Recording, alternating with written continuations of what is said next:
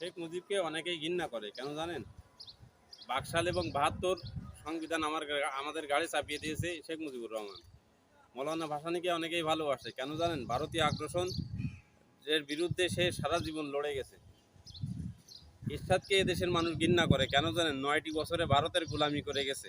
জিয়াউর রহমানকে এদেশের মানুষ ভালোবাসে কেন জানেন?